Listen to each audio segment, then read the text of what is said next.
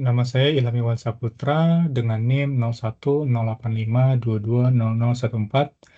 Video ini saya buat untuk memenuhi nilai UAS dalam mata kuliah pembelajaran mesin lanjut.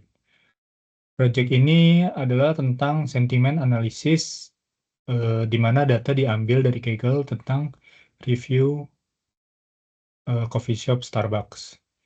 Saya menggunakan linear regression dan naive Bayes sebagai base model, dan propose model saya menggunakan LSTM atau long short term memory.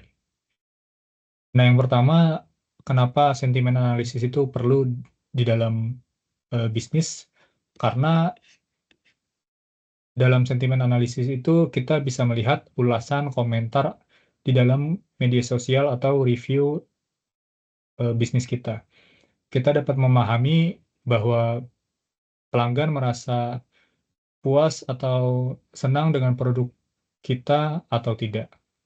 Yang kedua, dengan mengetahui umpan balik yang positif atau negatif, kita bisa melakukan perbaikan untuk produk atau layanan yang kita ciptakan. Yang ketiga, sentimen analisis ini memungkinkan bisnis kita untuk mengidentifikasi tren atau preferensi pelanggan yang lebih mendalam. Itu adalah manfaat dari sentimen analisis. Dan yang pertama, saya membuat base model, yaitu menggunakan regresi linear dan naive Bayes. Nah, yang pertama di sini adalah kita mengimport library yang diperlukan, pandas untuk data frame, dan visualisasi, dan juga beberapa modul yang digunakan dalam notebook ini. Yang pertama, kita mengimport dataset menggunakan Google Drive sebagai tempat di mana dataset tersebut sudah saya upload ke Google Drive, lalu dari Google Drive diambil ke Google Colab ini. Ini adalah eksplorasi sedikit tentang datasetnya. Lalu kita melakukan exploratory data analysis, di mana kita ingin melihat insight apa yang bisa kita ambil dari dataset ini. Ini adalah beberapa step yang kita lakukan, di mana kita mencari rating dan review data objeknya. Nah, selanjutnya karena kita hanya membutuhkan 2 kolom dalam data frame kita, maka kita membuat data frame baru yang disebut dengan df selected. Nah, df selected ini berisi adalah rating dan review. Nah, selanjutnya setelah kita melakukan seleksi terhadap kolom yang kita inginkan, kita melakukan cleansing supaya model kita siap digunakan. Nah, di sini saya melakukan cleansing di mana semua review menjadi lowercase atau huruf kecil, dan juga menghilangkan tanda bintang, pagar, dan @ untuk membuat model kita tidak bingung. Nah, selanjutnya adalah mengelompokkan dataset. Karena di sini di rating ini ada 1 sampai 5 angka. Jadi pada tahap ini kita melakukan pengelompokan, di mana 1 sampai 3 itu adalah bad dan 4 sampai 5 itu adalah good. Dan itu hasil dari pengelompokan tersebut dimasukkan ke dalam kolom baru yang bernama rating kategori. Nah, ini sedikit visualisasi untuk kita mendapatkan insight dari dataset. Nah, bisa kita lihat di sini distribusi dari rating ini di mana rating 1 yang paling tinggi, kedua adalah rating di angka 2. Dan selebihnya itu adalah pencilan atau kecil. Nah, dari sini kita bisa melihat jika kita mengelompokkan di rating kategori good dan bad itu seberapa besar gap atau selisihnya di antara kedua dataset tersebut. Nah, bisa dilihat di sini bahwa jika kita menghitung secara keseluruhan dari rating kategori bad dan good, kategori bad sangat banyak datanya dibanding dengan yang good. Maka dari itu, jika kita lihat dari sini, berarti kita memiliki imbalance dataset atau dataset yang tidak seimbang. Oke, selanjutnya kita menggunakan label encoder, di mana label encoder ini kita gunakan untuk mengubah kolom yang dari good dan bad tersebut menjadi numerical, yaitu 0 dan 1. Nah, di sini kita sudah berhasil melakukan label encoder di mana good adalah 1 dan bad adalah 0. Nah, langkah selanjutnya kita sudah berhasil melakukan label encoder. Nah, untuk memproses data ulasan dalam keperluan pelatihan model, dalam hal ini teks ulasan review, kita masukkan ke dalam X, fitur X, dan label numerik RCI sebagai target atau Y. Teks dikonversi menjadi representasi numerik menggunakan TF-IDF Vectorizer dengan maksimum 5.000 fitur. Data kemudian dibagi menjadi dua, yaitu data training dan data testing, di mana data training 80 dan data testing 20. Nah, karena pada dataset ini kita memiliki imbalance dataset, maka untuk mengatasi ketidakseimbangan pada dua kelas bad dan good itu, kita menggunakan SMOD untuk melakukan resampling data. Ini adalah code-nya, dan ini adalah jumlah data latih setelah resampling, yaitu 1096. Nah, ini adalah visualisasi dataset sebelum dan setelah dilakukan SMOD atau resampling. Nah, yang sebelah kiri ini adalah distribusi kelas sebelum SMOD, dan di kanan ini adalah distribusi kelas setelah SMOD. Bisa dilihat bahwa dataset dalam kedua kelas, yakni 0 untuk bad dan 1 untuk good, sudah seimbang. Maka jika data set tersebut sudah seimbang, bisa kita masukkan ke dalam model. Nah, di percobaan pertama, saya menggunakan model linear regression, dilatih menggunakan data pelatihan, yaitu X-train resample dan Y-train resample. Setelah pelatihan, model digunakan untuk memprediksi nilai pada uji X-test. Hasil prediksi kemudian dievaluasi menggunakan matriks mean square error yang mengukur rata-rata kuadrat kesalahan dan R-square, yang menunjukkan seberapa baik model dapat menjelaskan variasi data. Nah, hasil evaluasi ini ditampilkan untuk menilai kinerja dari model regresi linear. Nah, bisa dilihat di sini bahwa mean square error dari si model regresi linear ini berada di 0,0648, sedangkan R-square-nya di 0,5169. Nah, setelah menggunakan regresi linear, hasilnya ternyata kurang bagus. Maka dari itu kita menggunakan naive Bayes dengan algoritma multinomial naive Bayes yang cocok untuk data berbentuk teks Model dilatih dengan data pelatihan yang telah diseimbangkan dengan SWOT tadi, yaitu X-train, resample, dan Y-train, resample. Setelah itu, model digunakan untuk memprediksi label sentimen pada uji X-test dan menghasilkan prediksi Y-pred naive Bayes, NB.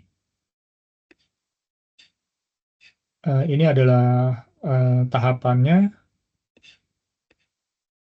Lalu setelah model dijalankan, kita mengevaluasi model naive Bayes dengan yang pertama itu akurasi score digunakan untuk menghitung akurasi model berdasarkan perbandingan antara label prediksi dan label sebenarnya.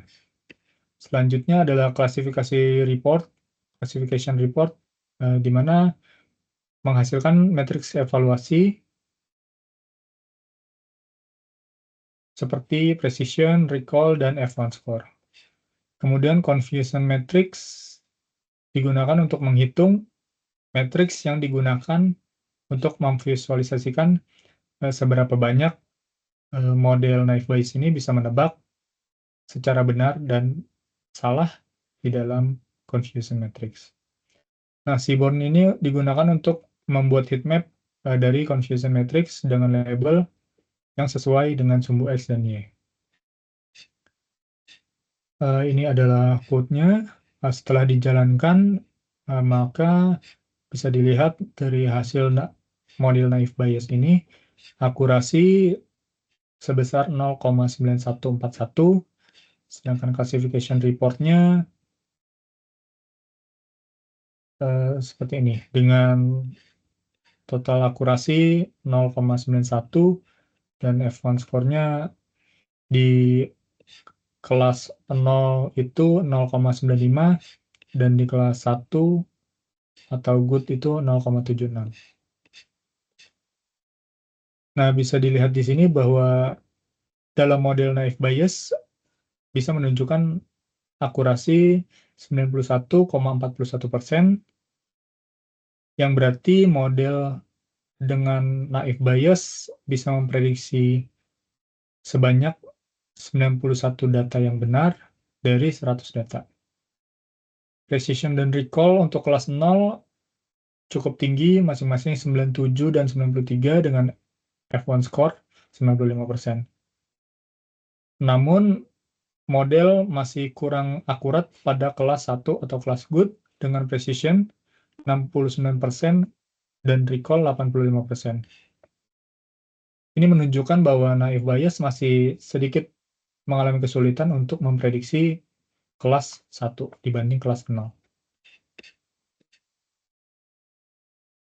Nah, ini untuk sedikit penjelasan tentang confusion matrix, di mana true positif, yaitu data diklasifikasikan benar sebagai positif, false positif, 10 data diklasifikasikan salah sebagai positif, true negatif, 22 data diklasifikasikan benar sebagai negatif, dan false negatif, 4 data diklasifikasikan sebagai salah sebagai negatif.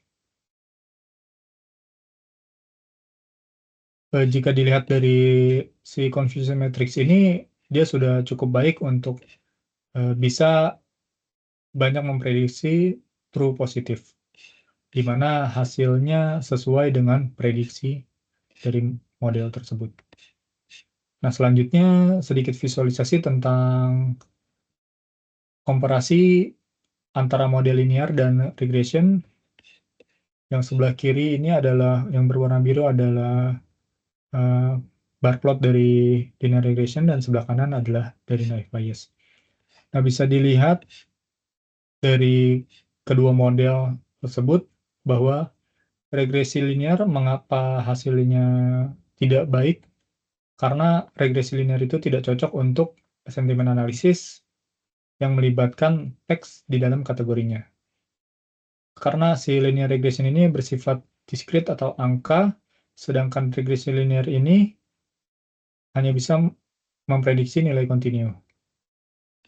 Dalam kasus sentimen analisis ini, output yang diinginkan adalah positif atau negatif, sedangkan regresi linear itu tidak bisa tidak bisa menghasilkan prediksi tersebut, atau dia tidak bisa menghasilkan prediksi true atau positif atau negatif. Selanjutnya kesimpulannya adalah naive Bayes lebih unggul dibanding regresi linear dalam analis sentimen, karena memiliki kecocokan data yang lebih baik dan model ini lebih efektif dalam menangani data teks dengan fitur kata atau frase, serta lebih sederhana dan efisien untuk dataset besar, meskipun naive Bayes menganggap bahwa setiap kata dalam teks berperan secara terpisah tanpa dipengaruhi oleh kata-kata lain di dalam kalimat. Nah, yang artinya setiap kata memiliki pengaruh independen terhadap hasil klasifikasi. Jadi pada model naive Bayes ini, naive Bayes itu tidak bisa menyambungkan dari setiap kata di dalam model tersebut. Jadinya di setiap kata, di setiap pada saat dia membaca setiap kata itu memiliki bobotnya masing-masing, tidak saling bersinggungan. Sedangkan di model yang propose model LSTM ini, dia melihat bahwa setiap kata itu memiliki intervensi atau pengaruh terhadap hasil akhir. Nah, jadi kesimpulannya adalah naive Bayes cukup baik dibanding linear regression dalam hal base model ini, akan tetapi bisa lebih disempurnakan jika menggunakan model LSTM. Nah, selanjutnya kita akan membahas model LSTM sebagai propose model.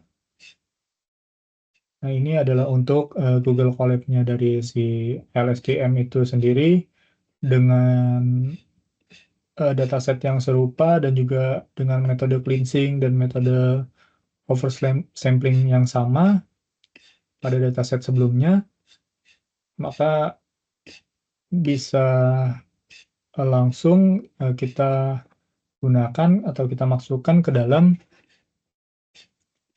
model yang ingin kita buat, yaitu model LSTM. Nah, pada model LSTM ini kita setelah dataset siap untuk digunakan dalam model ini yang berbasis LSTM atau untuk mengklasifikasikan teks, kita mulai dengan lapisan embedding yang mengubah kata menjadi representasi numerik berdimensi 32. Lapisan LSTM dengan 32 unit mempelajari pola urutan dalam data teks. Dropout sebesar 0,5 digunakan untuk mencegah overfitting. Lapisan terakhir adalah dense dengan fungsi aktivasi sigmoid untuk menghasilkan output biner. Model dikompilasi menggunakan Adam Optimizer, binary cross entropy untuk mengukur kesalahan dan metrik akurasi untuk mengevaluasi kinerja. Jadi ini adalah code-nya. Nah, pada saat kita melatih model LSTM ini, kita menggunakan data pelatihan dengan langkah menggunakan early stopping, di mana tujuannya untuk menghentikan pelatihan model lebih awal sebelum epoch itu maksimal. Nah, saya di sini menggunakan patient sebanyak 3 epoch, di mana jika dalam 3 epoch terakhir tidak ada perbaikan di dalam setiap iterasi, maka epoch tersebut akan di-stop. Nah, jika dilihat dari sini,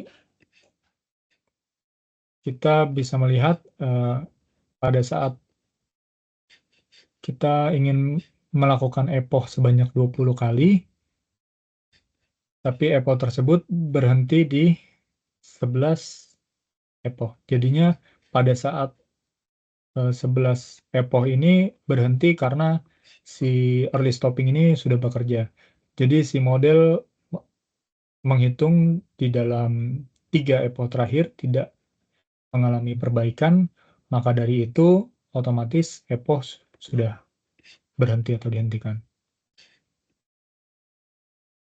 Nah, selanjutnya kita mengevaluasi hasil dari nilai loss dan akurasi berdasarkan data uji dan ukuran batch yang ditentukan, yang menunjukkan seberapa besar kesalahan prediksi model yang kita akan tampilkan dalam format persentase desimal. Lalu hasil evaluasi itu akan divisualisasikan menggunakan bar plot, di mana loss digambarkan dengan warna biru dan akurasi dengan warna orange. Nah, di sini bisa dilihat bahwa hasil dari tes akurasi LSTM itu adalah 90,80% dengan grafik bar plot model evaluasi. Loss-nya itu 0,2718, akurasi 90,80. Nah, untuk memprediksi sentimen dari sebuah ulasan baru, kita membuat data frame new review untuk melihat kemudian teks ini kemudian diproses dengan tokenizer text to sequence untuk mengonversi kata-kata menjadi urutan angka yang dapat dimengerti oleh model. Batch sequence ini memastikan panjang urutan seragam dengan menetapkan panjang maksimal max length. Setelah itu model LSTM digunakan untuk memprediksi sentimen dari ulasan tersebut. Model LSTM predik. Hasil prediksi kemudian dievaluasi dan jika skor prediksi lebih besar atau sama dengan 0,5, sentimen dianggap good, jika tidak dianggap bad. Hasil akhir ditampilkan bersama dengan tingkat keyakinan atau confidence. Nah, bisa dilihat dalam model kali ini dia sudah cukup baik untuk memprediksi bad, tapi tingkat confidence masih sangat rendah, yaitu 0,17.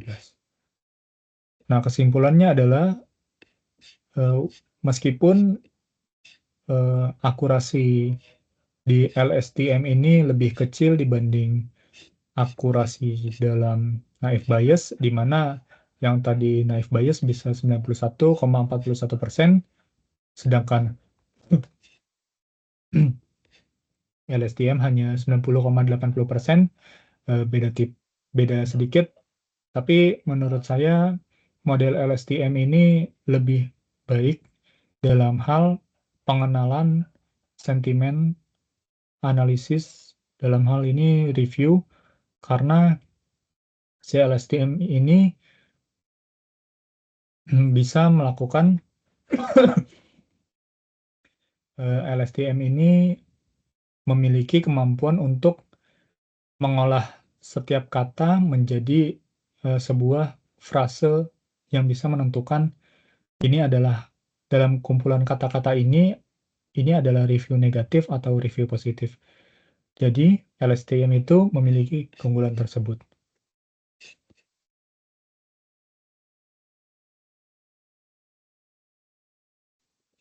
Di mana pada LSTM, kelebihan LSTM itu tidak dimiliki oleh si naive Bayes. Di mana naive Bayes itu hanya dia melihat kata per kata, jika katanya ini baik berarti good, jika katanya itu jelek berarti bad. Sedangkan di LSTM ini dia bisa mengelompokkan beberapa kata untuk menghasilkan kesimpulan apakah ini kumpulan kata yang baik atau tidak. Nah, jadinya LSTM bisa lebih baik dalam memprediksi sentimen analisis. Sekian dari saya, terima kasih.